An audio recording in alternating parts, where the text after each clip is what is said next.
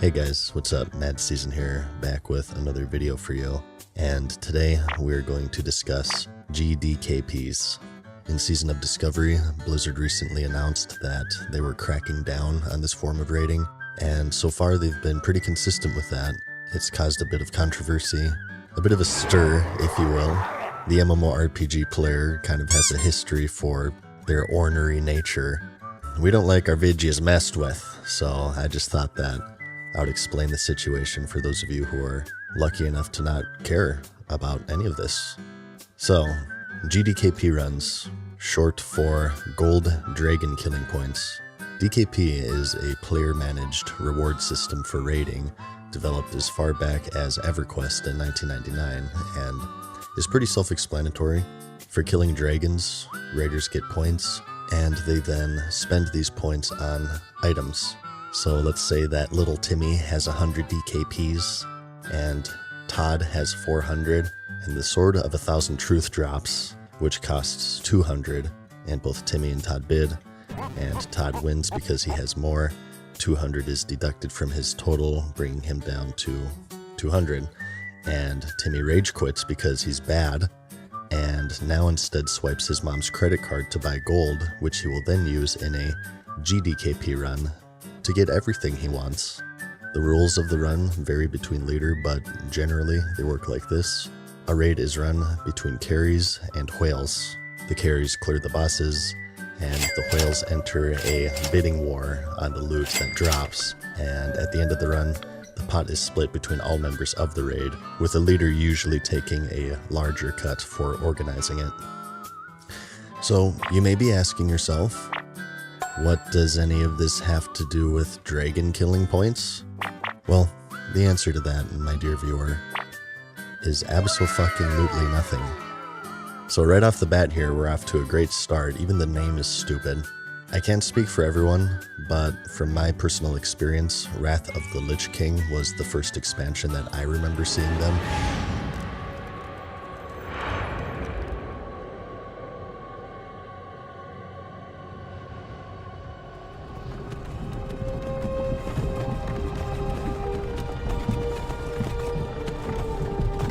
Hey, you're finally awake. At least on my servers, so we're talking around the 2008 days, and they're pretty sparse, mainly because the average skill ceiling of the player base was, of course, far lower. Especially talking vanilla here, there wasn't really enough room for dead weight because 50% of your raid was already dead weight. That's a fucking 50 DKP minus! What the fuck was that shit? Guilds sort of struggled clearing the content with their best players, so carrying somebody who has more credit card transactions than hours played wasn't as feasible as it is today, and they've been a nagging issue within the realm of Classic because of that. It just doesn't feel like vanilla is reason number one why they're generally seen in a negative light by the community these days. Aside from that, reason number two is that their negative effect is amplified by another one of Classic's struggles, and that's cheating. RMT, or real money transactions. Since today Blizzard is no longer interested in hiring actual humans, cheating has become a major issue within Classic. In fact, just recently they fired like an insane amount of employees, a lot of them being GMs. Not that that itself is really that crippling to the game, because ever since 2008 with the Activision merger, they started recruiting from Baron's chat, as evidenced by every GM just telling the players to look that shit up on Wowhead. It's just amazing. That's like if you have a problem with your phone and the representative just tells you to Google it. It's just impeccable, but I digress.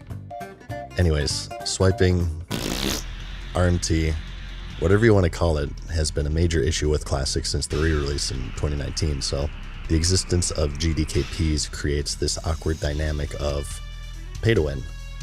You buy gold, and you use that gold to get the best items in the game. That's it.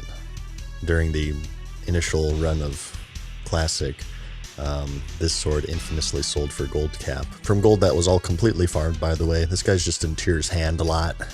But anyways, between that, the level boost, the WoW token, This paying for all forms of character progression is one of the reasons why many have strayed away from retail, and now Classic Wrath told you so, by the way. So seeing this in Season of Discovery leaves a pretty poor taste in people's mouths, and it's a constant reminder that by choosing to just play the game and paying the $15 a month, they are disadvantaged due to the existence of Gdkp and Blizzard's poor performance in upholding their own TOS.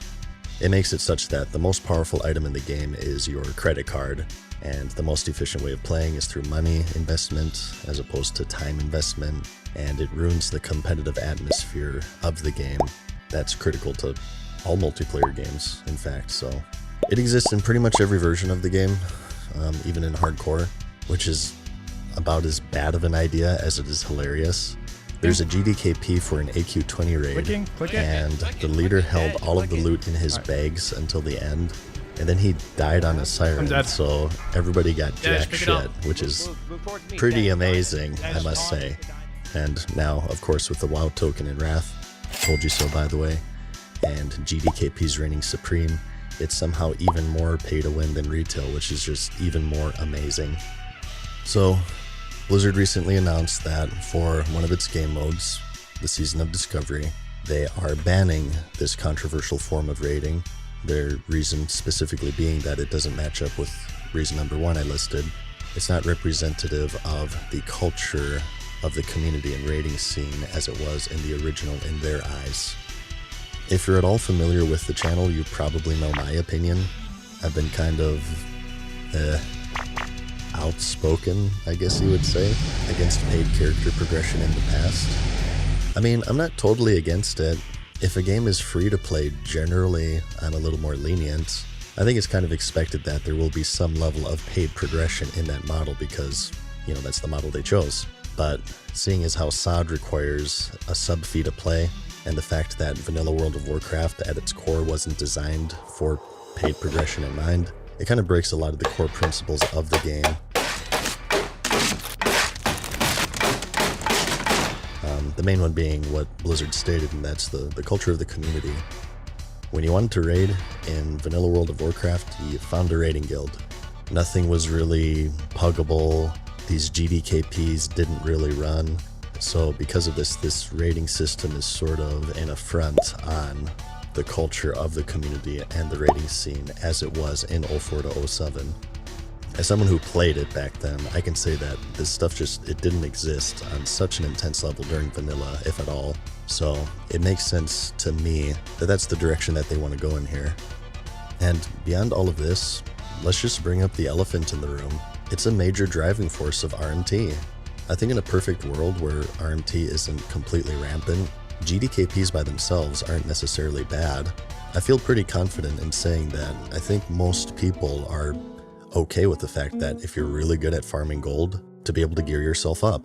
Maybe you farm a lot of ore, maybe you have this rare crafting recipe, or even you flip stuff on the auction house. It's very legitimate and satisfying to make gold and then buy like a Lionheart helmet or whatever. But the simple fact of the matter is that, you know, it's not a perfect world. People do RMT, and Blizzard they haven't been effective at enforcing their own rules. We just talked about this in my Season of Discovery review. Another major issue with the game is botting, but, you know, bots exist to farm gold because people buy gold, and people buy gold for many reasons, but one of the major ones are Gdkp, so we'll see. But with this raiding mode being banned from Season of Discovery, it could have the potential to mitigate what is right now a pretty big issue. And that combined with the fact that experimentation is sort of the whole point of SOD, I think that overall it's a good call here by Blizzard. And, you know, besides, if you really like Gdkp, you have a total of 4 other versions of the game with it. Dragonflight, Era, Hardcore, and Wrath, which is soon to be Cataclysm Classic. So I don't think that it's really that unreasonable to try to have one version of the game without it to see what effect it has in the version of the game where experimentation is sort of the entire point. But I don't know. That's just me. Let me know what you think. I actually want to see what you guys think about this.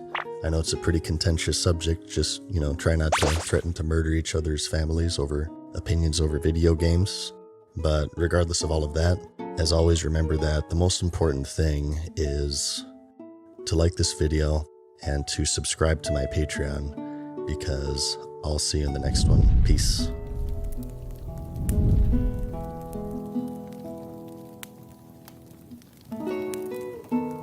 Farewell for now, mortals. We hope you enjoyed today's video. See you again soon.